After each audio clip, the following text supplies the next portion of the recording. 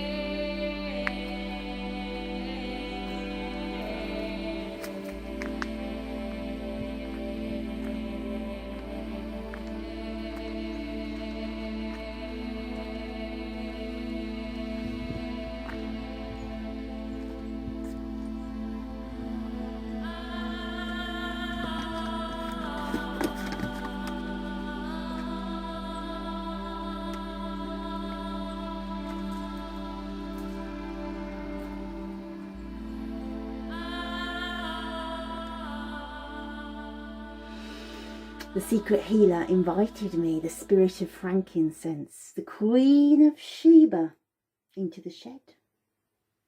Fine writer she may be, cleaner she's not. Look what she left me as a gift. Frankincense. Beautiful, but not my Hojari from Fasus from Oman. This is Pereriana. Beautiful.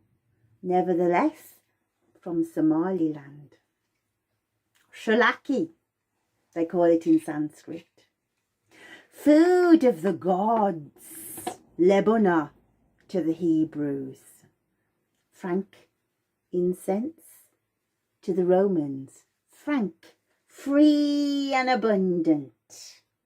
Incense to kindle. But to me, to the Arab world, olibanum, luban, milk.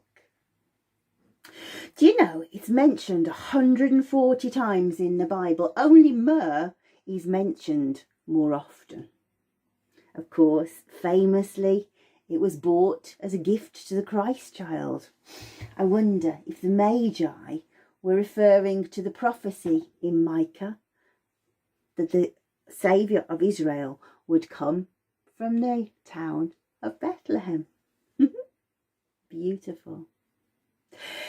In 950 BC, I ruled all of the frankincense fruits from my centre in Sumraham, about 18 miles away from where the trees grow in the Dhofar.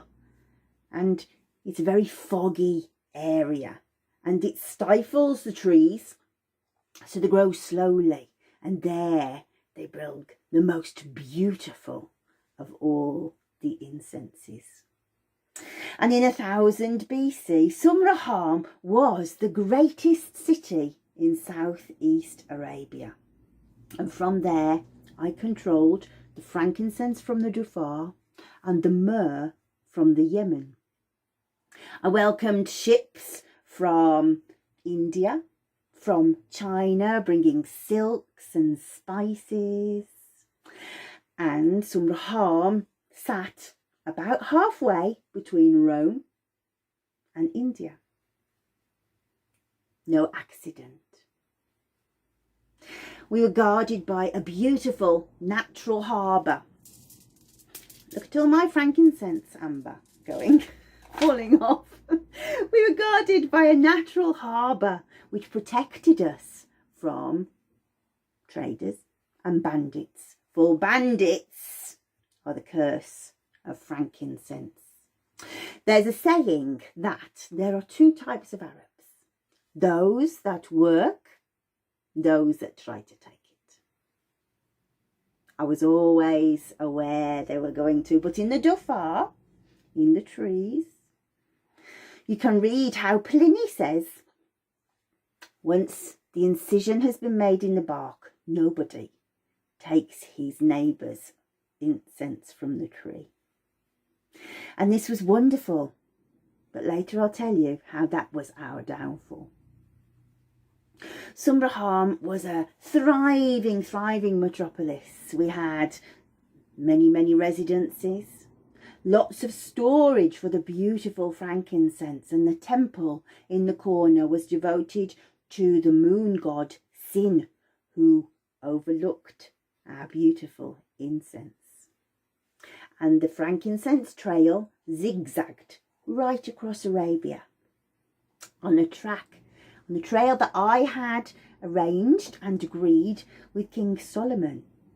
And this was one of my better decisions, a strategic masterpiece on my part, for he was a wise man and a rich man, but easily bought with the charms of a pretty lady.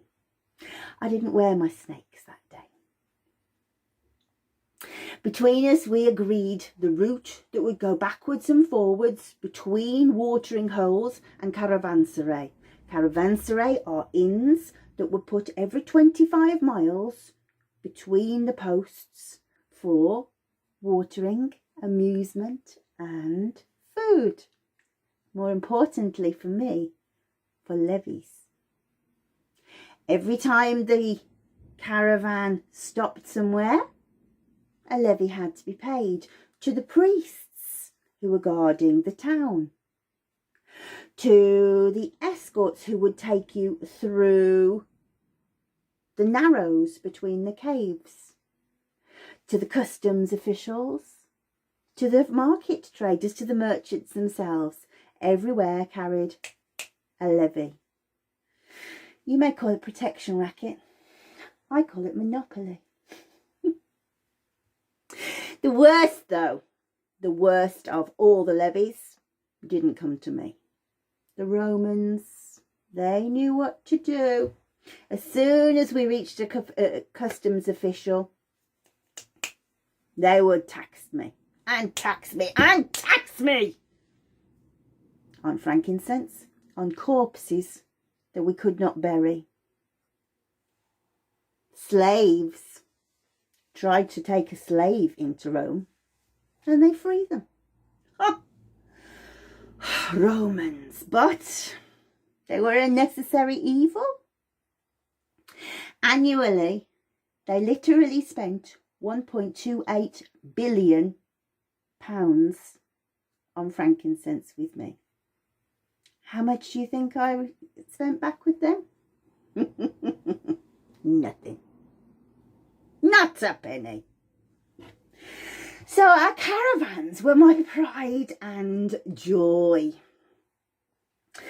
I had been summoned to see King Solomon when a hoopoe bird had told him he'd been to Arabia, Felix, and seen my beauty and my wealth.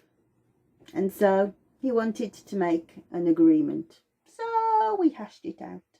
And like I say, he liked so many women. And he gave me everything I pleased, everything I desired. And according to the scriptures, I left satisfied.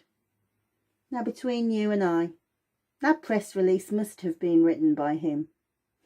Satisfied. I've had better. I've had worse. But we sorted out our route.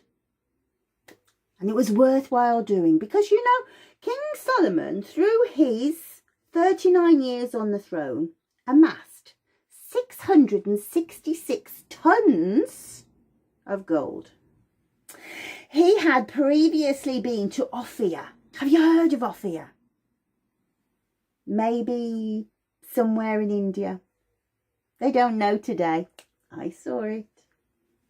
The walls in Ophir were made of gold and ivory and precious stones. And Solomon went there And he saw the greatness. And then when he came back, he said to his servants, every day on my birthday, throughout my reign, I require gold, sandalwood, silver, pearls, apes, peacocks. And they did. 666 tons of gold. No wonder he wanted my frankincense. I'll give him a little bit. The Jews, the Hebrews, Christians, Muslims, all have enjoyed frankincense fragrance through the ages. The ancient Greeks loved us so much, they called us Eudaimon, Arabia Eudaimon, Arabia of the blessed, referring to our aromaticos, our beautiful fragrances. And you know, in the early days, in my home of Oman, nothing grew. Some fragrant plants, but nothing to feed enough animals. And if we tried to plant any vegetation, the sun was so fierce. Nothing grew. But here's the mystery: in the heat, fragrant plants thrive. Their molecules increase and develop and become magnificent. And people all over the world wanted to enjoy this magnificence. And so, when we had nothing to trade, we had something. But here's the beauty of frankincense. Where Rome wanted frankincense, they also wanted elephants. Put an elephant out to sea in a boat. Pirates will sink the boat. See how small it is? See how light? It's like a seed. I could put so much onto a caravan. The caravans. Sometimes we had as few as 500 camels. Sometimes, in the highlight, 12,000 camels moving across the desert like a moving city of animals. And we would walk by early dawn, by the morning star, until the sun came up. And then we would put all our tents up and sleep through the lunchtime, eating dates and beautiful fragrances from the place I described as Arabia Felix. Arabia Felix.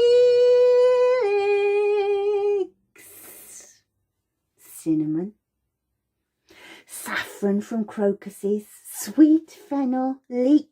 Arabia Felix had it all. And the Romans wanted it all. And I feared that they may come looking for it all. So I created a mystery. I told them of this beautiful place that we were from, Arabia Felix. And they all wanted to know where it was. What they didn't understand was when we transported the frankincense, we didn't take as long getting there as it seemed we did. For what we would do was set off from Israel, take the camels up to Israel, and then glide on the winds of the monsoon, which would carry us faster and further. So actually we were way further away than they ever thought. Then we would do the same. So we would leave in June in the heat when it was too hot to do anything in Oman, sail on the beautiful, beautiful soft breeze. We'd arrive in the Mediterranean in September and take their cash. In September, then we would be able to leave and be back in time to have a rest in February, ready to start harvesting again in April. The camels. I loved the camels. You know, you couldn't do it without a camel. They have great big feet that go great big eyelashes, great big eyebrows that mop out the sand. And you know, this was the funny thing. We would load up the camels, and a camel, as soon as you put something on its back, it starts going grumbling. And it grumbles and grumbles and grumbles until you've put too much on its back, and then it goes quiet. And a good camel leader will say, enough. That camel has what it wants to carry. And it can walk for 15 days without water. And here's the thing, to load up a camel, you can carry 200 pounds on a camel. 200 pounds of frankincense, but no. A lot of that has to be water for the humans. And so the caravanserai were strategic points to re-water and change my blessed canals. I love them. I love them. And so we would go to Rome. But eventually it had to come to an end, didn't it? Rome, Alexander. AD 24, he decided to send out a platoon to try to find us. He looked for Arabia Felix. A mirage in the desert, in Rub al-Khali. 250,000 square miles of desert. Roman soldiers don't last long. But then disaster struck. Theophrastus describes how sailors had told him that they had been sailing by and had to stop at Oman for water. What did they find when they came ashore? Unattended trees dripping incense, frankincense, that Rome paid billions of pounds for. Left it unattended. And so the power, I could feel it slipping from my fingers. And then the strangest thing happened. A meteorite, it's thought, struck one of the outposts along the trail. Everything fell into a sinkhole. The trail was no longer fluid.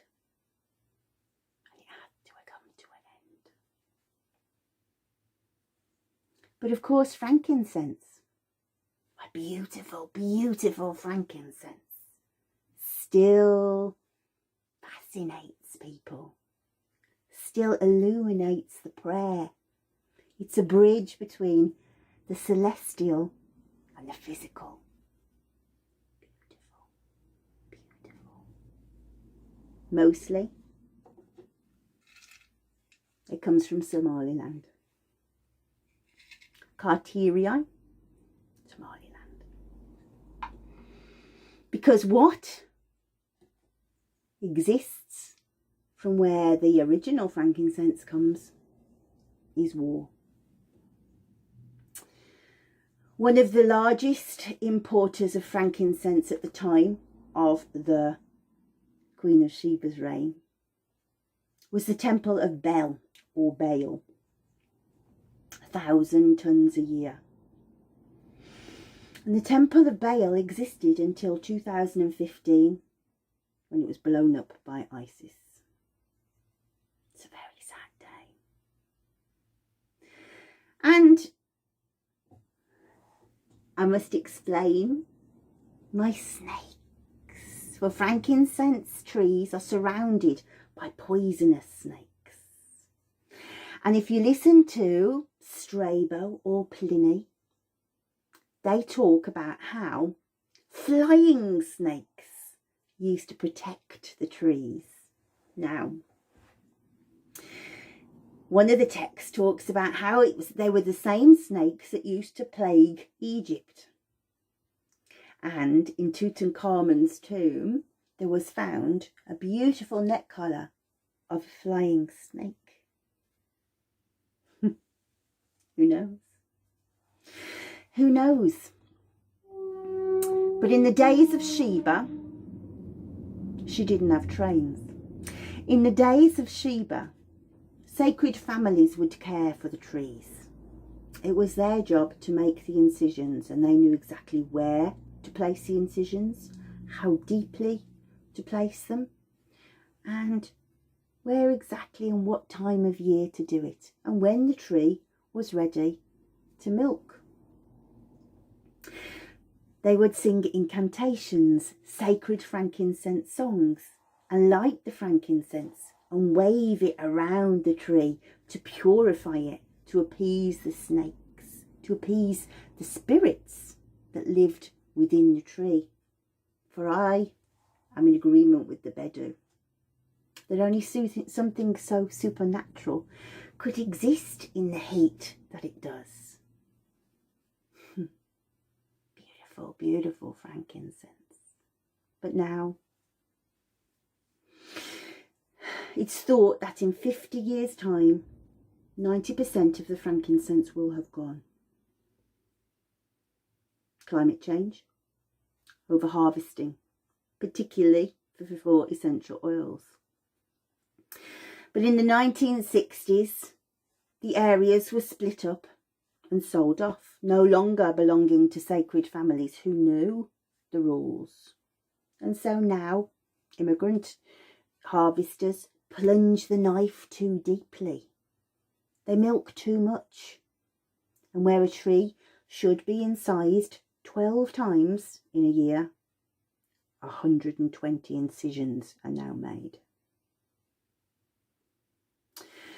A tree is not ready to give resin until between about 8 to 10 years. When the incision's made, it bleeds. Of course, it's a resin as an antiseptic to heal the tree, to stop it from being open in these times. And it takes around about 2 to 3 weeks for the drops to come out and harden. Here's the thing. The first drops are no use at all. So we clean off the wound and incise it again. Leave it. Clean it. These are useful. But the third ones are magical and beautiful and have rich terpenes and sesquiterpenes, and these are the finest.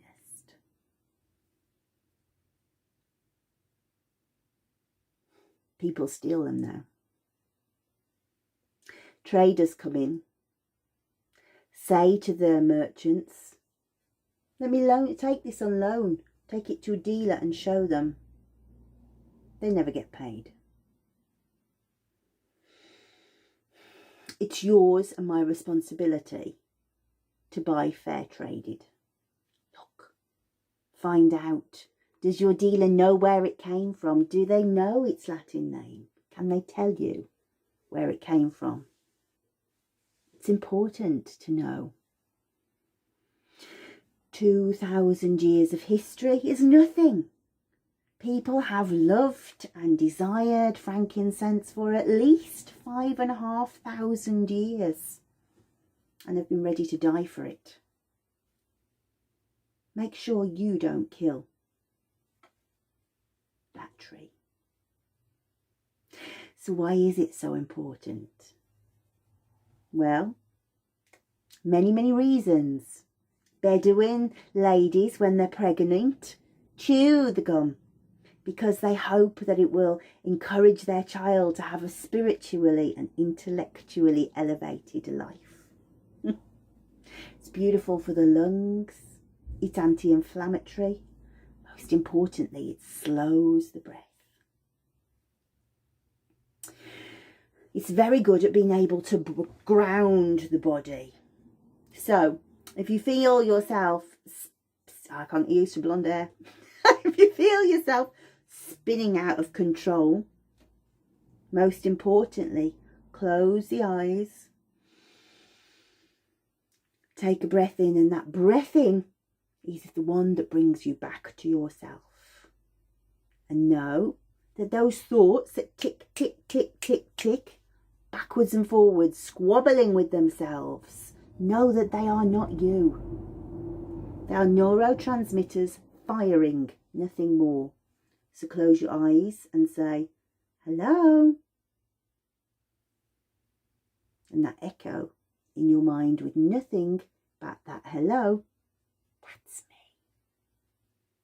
That's frankincense talking to you. The part of you that nobody else knows but you. The true essence of you. Perhaps it's God. Certainly it's divine. Frankincense slows the breath in and out. Have you seen these strange cards that the secret healer has? I gave her a poem. It's called Safeguard. Deep in your psyche, you know me. In reverence, fall on your knees. For I am the maker of sacred space, the bringer of comfort and peace. Since time began, I have consecrated meditation. I've mediated conversation with God. For the days when no words can cut it, my fragrance lifts thoughts up in silent song.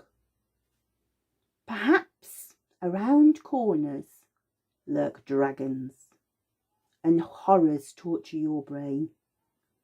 Know my resin is grown to bring silence and tranquility from terror and pain. As you relax into my aroma, as your breath slows and expands, your mind becomes soft and much quieter, and sanctity rests in my hands.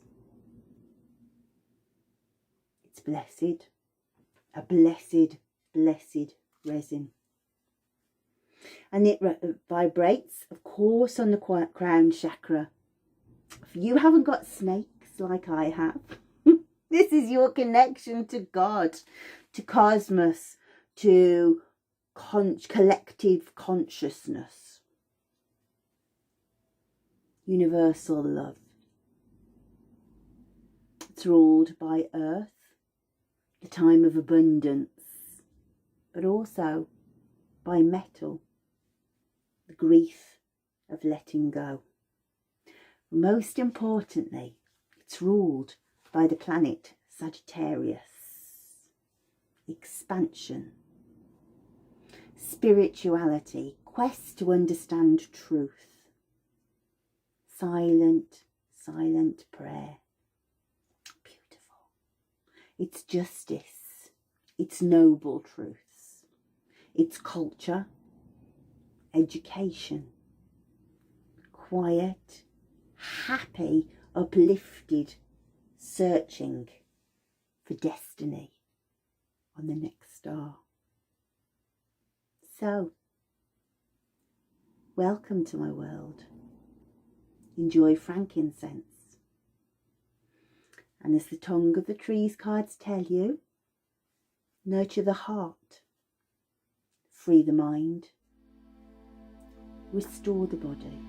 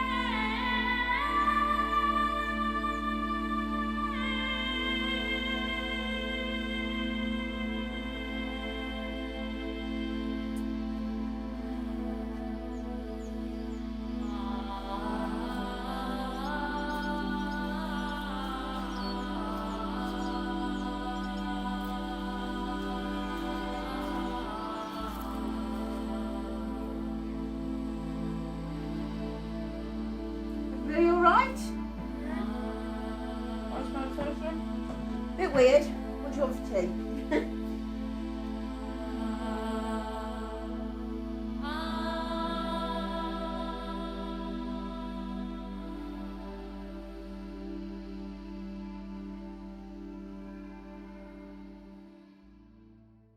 So you get your phone, you turn it this way up, and then there's a little red subscribe button.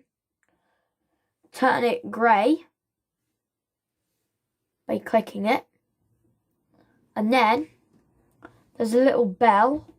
Click that and press all at the bottom of your phone or tablet or computer. It'll say you will receive all notifications. And then there's a little hand with a thumbs up. Click that, it'll turn it blue and it says added to your liked videos. And there will be comments. And if you want to, you can send a comment and say like hi's to Mum and Gerglei. And then the link to the next video will be in the description below underneath the video. So, bye.